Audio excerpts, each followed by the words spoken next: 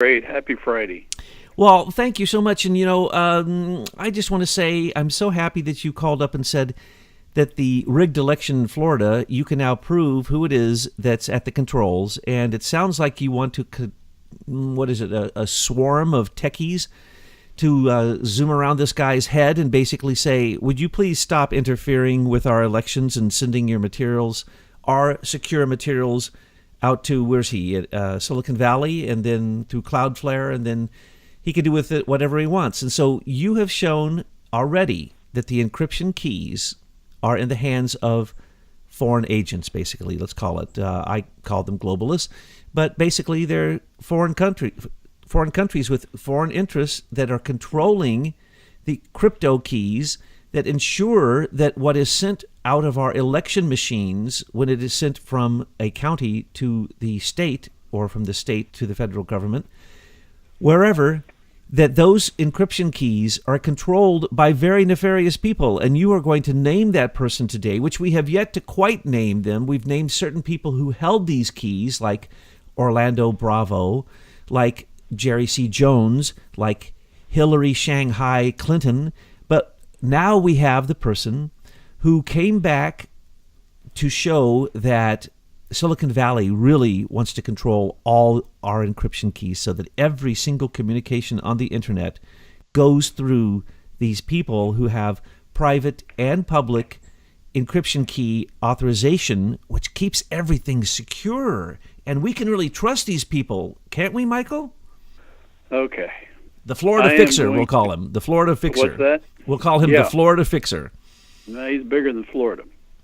What I want to do is figure out a way to talk about digital keys and encryption without getting off into the weeds, because this particular subject is why our whole constitutional republic has been undermined by a very large group of, I'm going to call them digital termites, that are chewing away at our foundation below the surface. They know nobody knows what they're doing and how they do it or when they do it, but as we can now see, our building is starting to fall down. And these digital players, these digital encryption players, as it's turning out, are literally the termites that are going to undermine our foundation.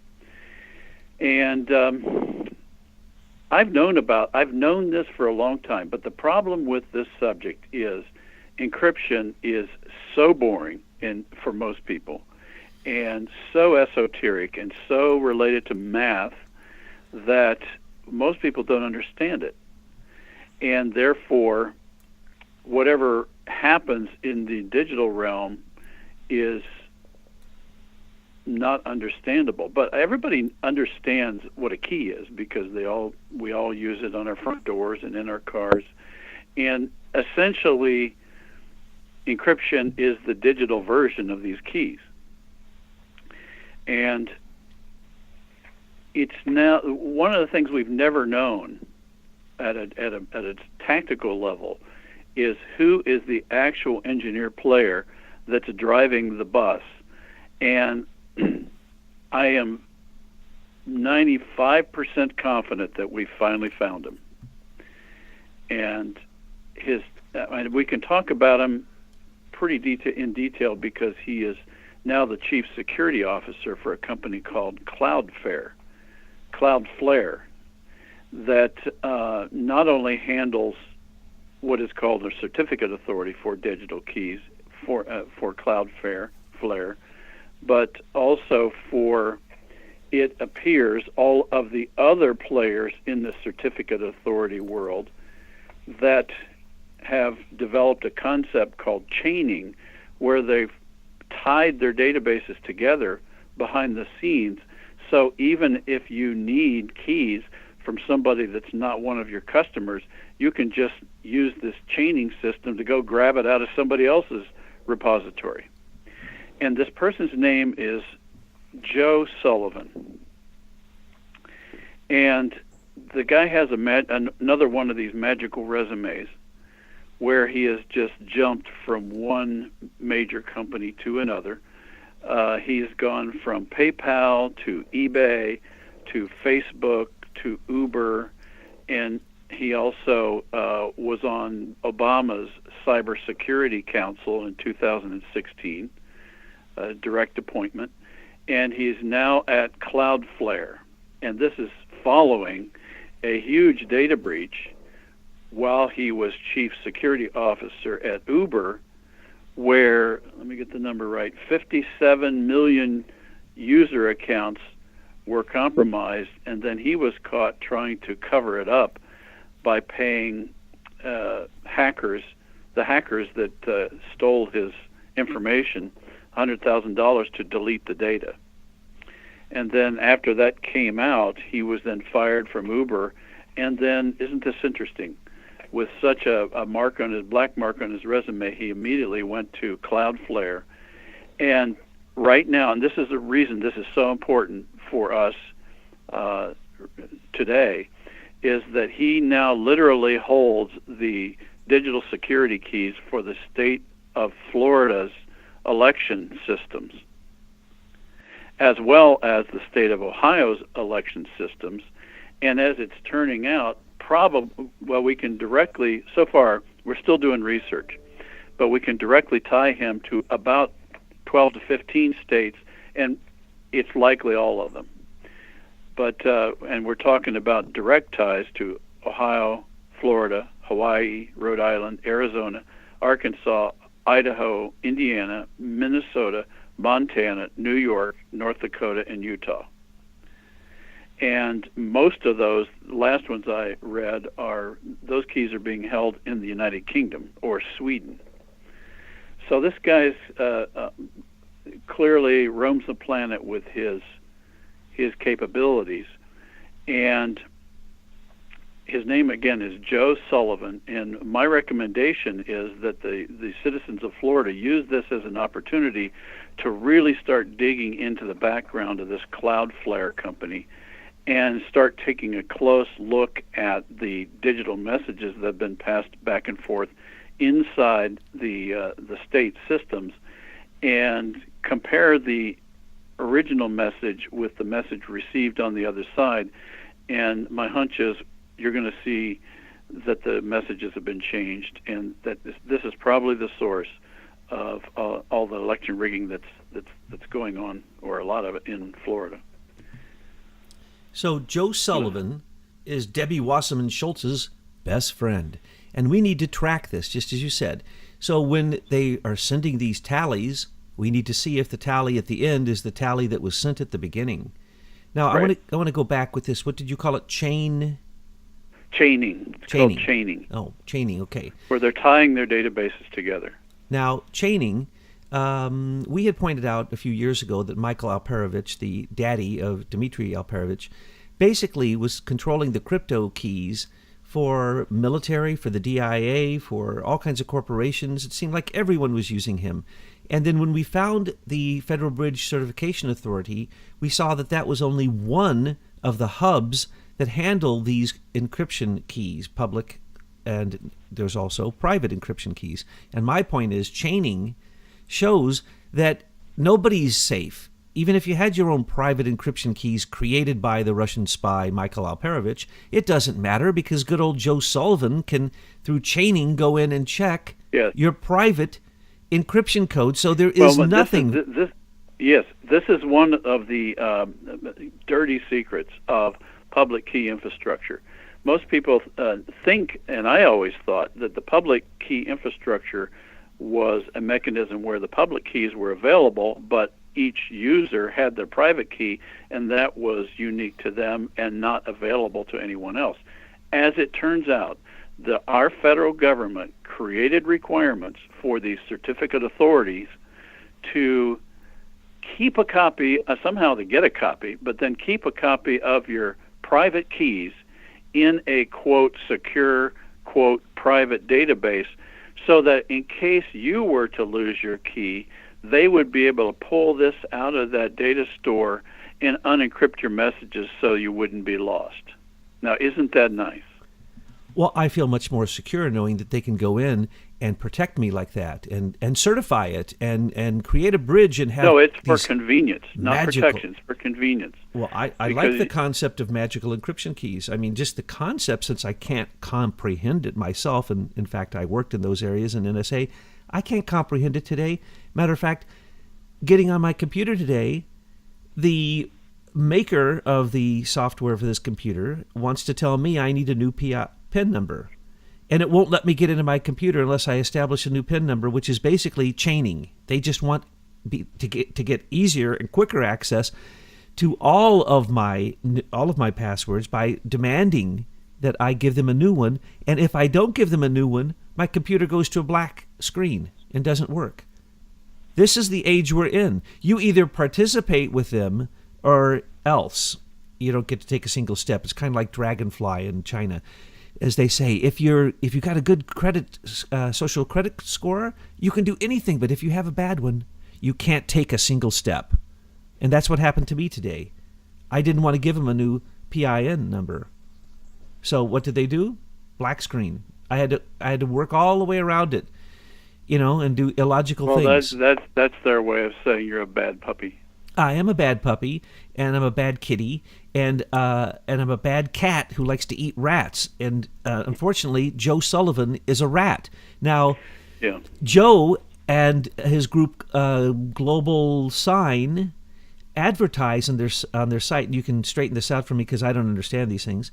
But they say they can make all these encryption keys work 6 times faster if you use their system. So I guess that means Cloudflare can tell Entrust and DigiCert and all the other ones that pay money so that they get a little piece of the pie. The big pie is Entrust, which went to Shanghai, changed names 10 times, came back to America under another name.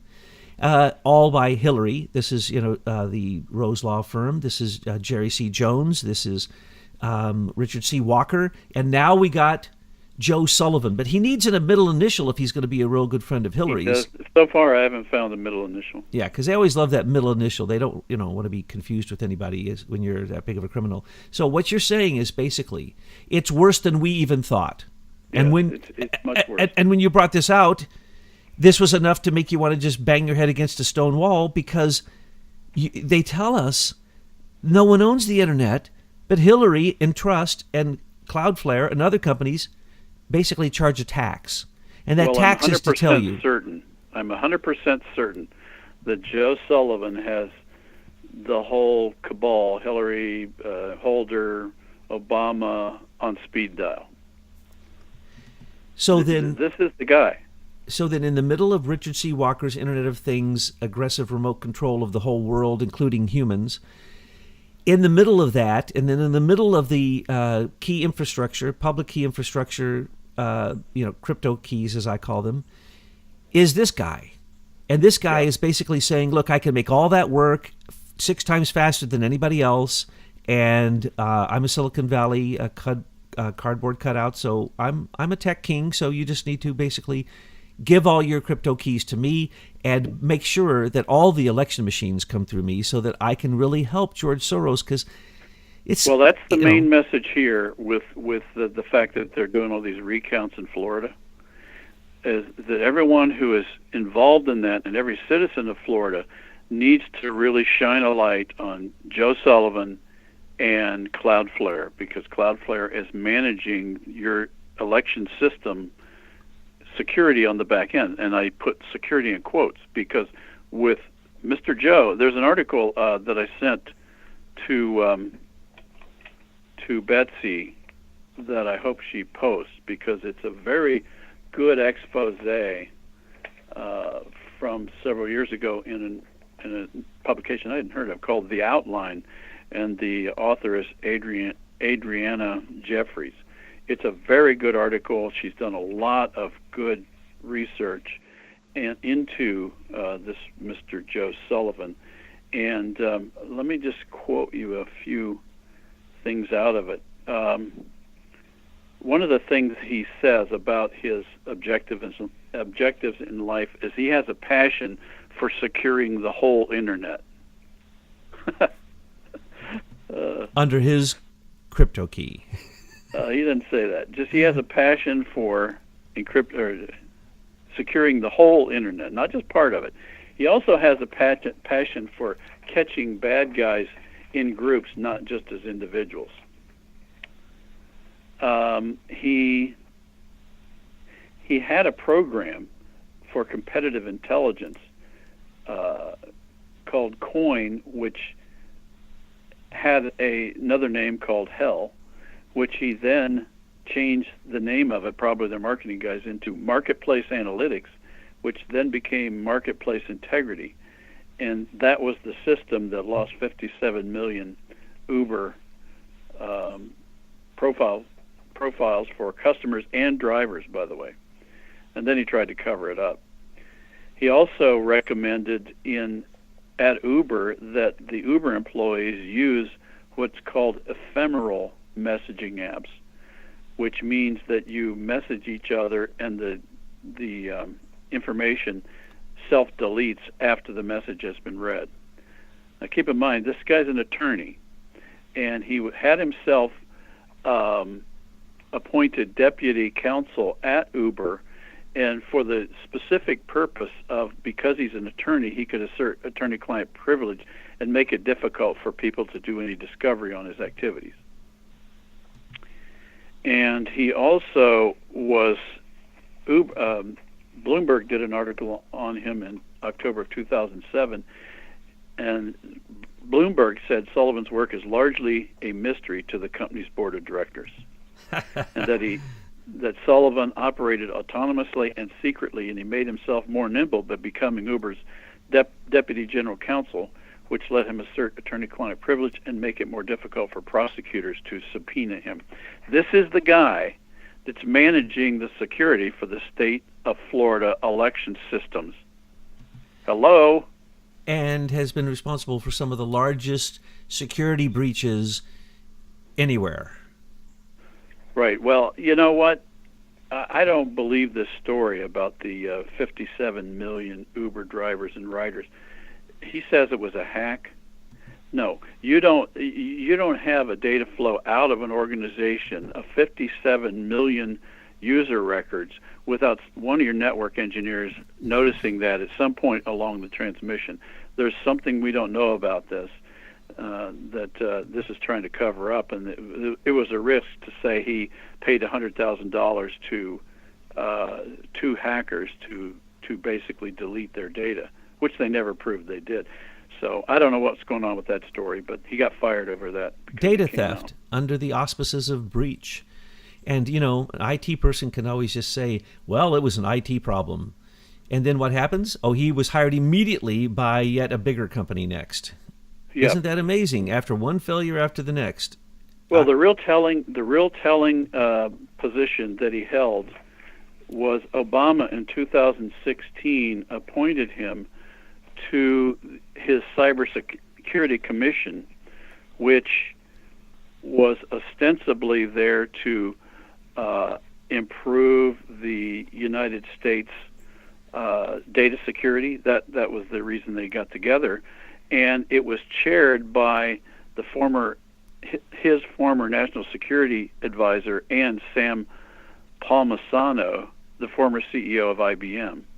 And on this commission was also the NSA, Georgia Tech, MasterCard, CrowdStrike, National Institute of Standards and Technology, Microsoft, Stanford, Hoover Institution, Nevada Cancer Institute, Uber, that's Joe Sullivan, and Frontier Communication.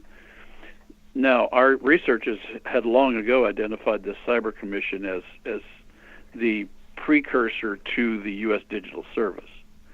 So Eric Schmidt is hiding behind this group. But this was all happening in 2016 as Obama was getting ready for the election.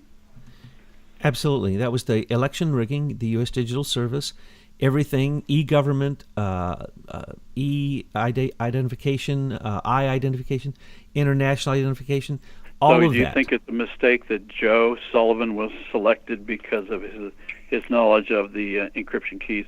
So I really believe now that these encryption keys is a permanent man in the middle for all data communications that occurs in our government and in industry. And Sullivan can get to anything he wants, anytime he wants. And he is the go-to man for the SES as well as the tech left. Absolutely. Now, I could be wrong, but it's looking like that. And what I would ask is that everyone jump on this, because this is high priority in my view, to really getting at the nuts and bolts of this criminality. Now, we had pointed out earlier that each of the cabinet positions, the executive branch of our lovely government in D.C., each of the cabinet positions has a head IT person. And that head IT person, it's what's it called? The Office of Information Services or something. But each of these cabinet members has a head IT person. Each of those IT people sit on a committee. That committee, every year, gives out a charter to companies who set up these encryption keys for the government, and they give a charter. Generally, that charter had been given to a company called Entrust that basically had almost a monopoly on it when it was first started, and that monopoly came out of Canada, which of course goes back to the British Privy Council. But it moved into America, and then Entrust went through a bunch of different hands, and then other people got in on this, and other companies started to handle these encryption keys. But my point is very, very simple. Close them down. Do not give our charters for our encryption keys, private or public, to anyone except government agencies. Why would you? Why would you give your encryption keys to our military, to foreign agents? This appears to be the rationale that the, quote, public-private partnerships, PR, why it was created, was to justify this wholesale theft of our privacy and our property, and the connection between the government and all these private companies. And it gave them the excuse to give these charters out to these various companies, which all are helping with not only the taxing system, as you're talking about, but also the 24/7 surveillance of all of us. And this system, this encryption key system, enables them to get access to anybody's data at any time. And this is clearly is thwarted when people use other encryption that they then can't unlock. And I think that's why we saw all these complaints in Congress of private encryption, because it wouldn't allow them to open everything up automatically through this chaining system. So I think all these names of these digital companies and all these Entrust and VeriSign, and they all make us feel good because they're great words, but they mean the opposite. We're getting hosed, we're getting feed 24/7 with all of our data. And you're right, we have to stop that. I think we have to be a little careful when we talk about just dropping this, because all of our systems are now running with this. So what we've got to do is go back to a system where the private keys truly are private, and then the system isn't so bad. Right. Now, would you please make a distinction for our listeners? You have told us about the backdoors that are built into everything, and the software, as well as there's hardware that, the mechanical engine riding on a microchip. So there's constantly surveillance from the people who have those backdoor keys, as well as the software keys, which you described so many times for us. But that's different than this. This is internet exchanges where on each one of them, they basically you have to pay to have this service, and that's why I call it a tax. You have to have it, and the people at the other end have to have it. Everybody has to be covered by paying this monthly fee, or you're not going to get on the internet and have basically what they would call secure transactions between one IP address and another.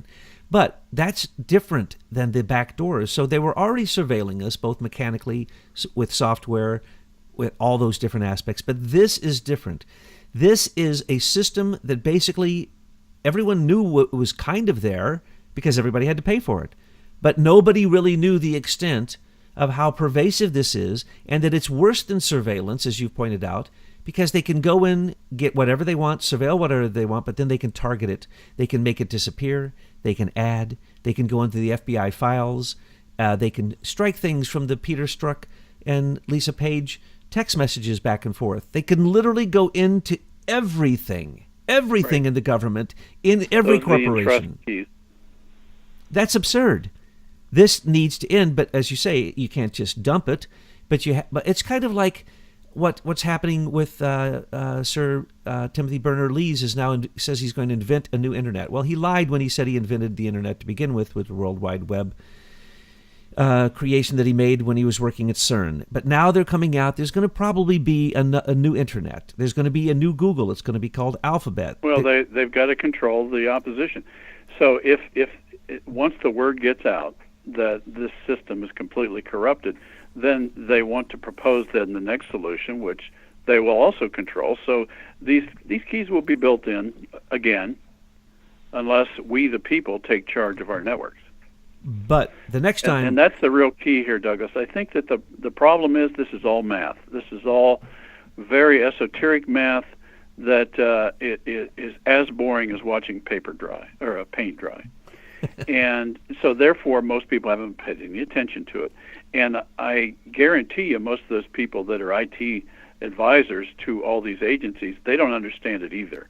So they're relying on a very few people who actually know what's going on. And in fact, I don't even think a lot of guys in the encryption business that use these certificate authorities know what's going on. I think they use it and they know how it works for them, but they don't understand all these interrelationships, and frankly, I didn't either until we start scratching away at these layers of this onion, and now this guy's popped up, and he's popped up because he is a player. He is one of the people that our corruptocrats rely on to make all this work.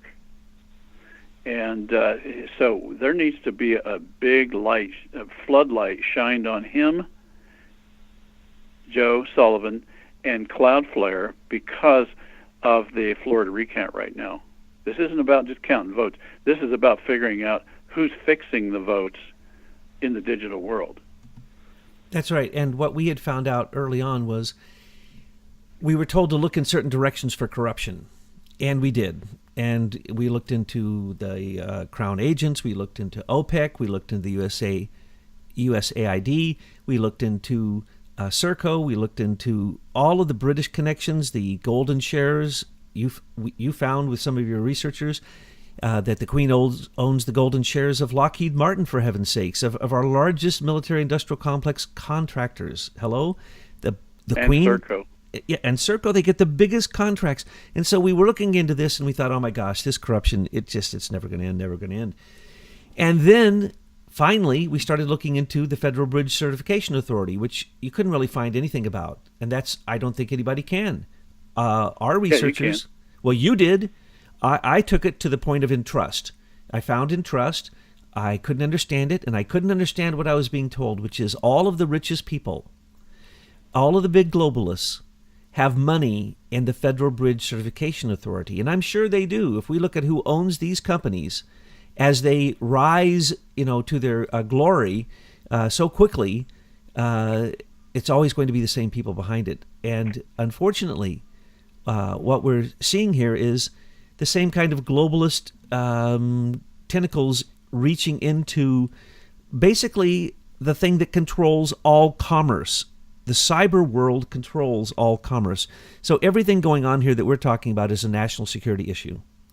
Yeah. And these encryption keys are one of the biggest issues that there could possibly be on the surface of the earth, because so much of commerce is determined by the internet. And if the internet is controlled by encryption keys that are owned by globalists who can do anything they want with the information that has to pass to and from them, then we just simply need to restructure the whole thing. It has to be completely disassembled. Just to break it down on how ubiquitous this is. Remember we talked about the Richard C. Walker Internet of Things, where he's basically describing how they can track anything, even pieces of items of inventory, even down to the UPC codes in Home Depot. I mean, that's the level of control that these guys have built into the system.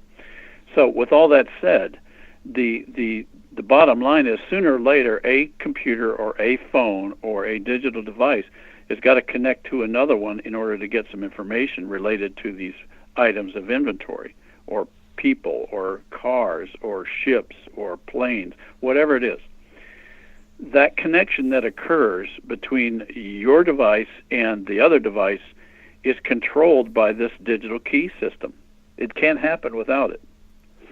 And so it literally is the key to every transaction on the planet.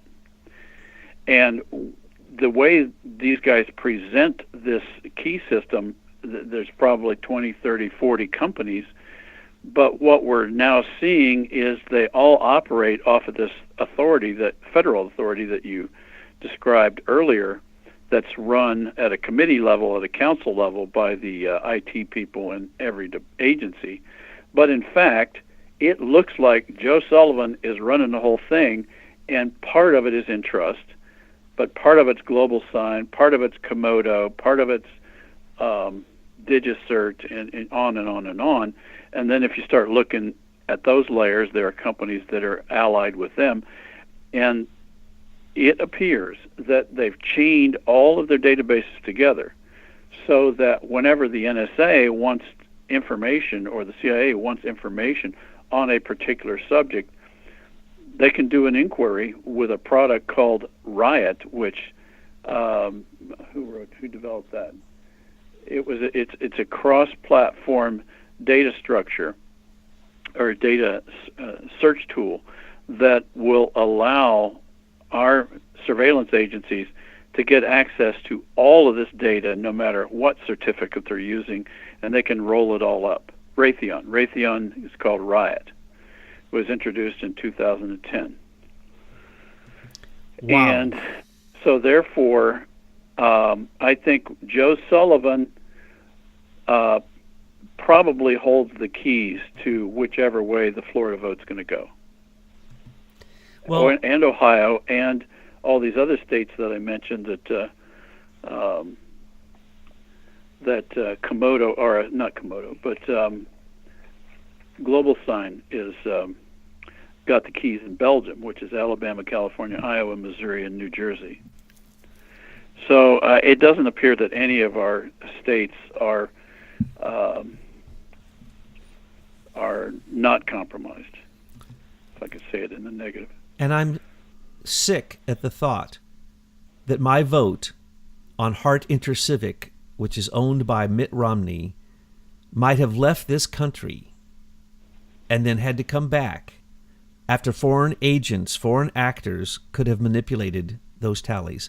And so, Mr. Joe Sullivan, election fixer, we got your number. And because we're revealing this system, you're probably going to see the same thing happen as you're going to see with Google or you're going to see with Facebook. They're going to die, and they're going to morph into the groups that the insider traders have already prepared to support, like when Broadcom was moved back into America. Well, that was nothing but a ploy. This is what happens. Now watch, Broadcom is going to get a gigantic government contract, and the insider traders know all about that. And what we're seeing is there's no need to get a FISA warrant.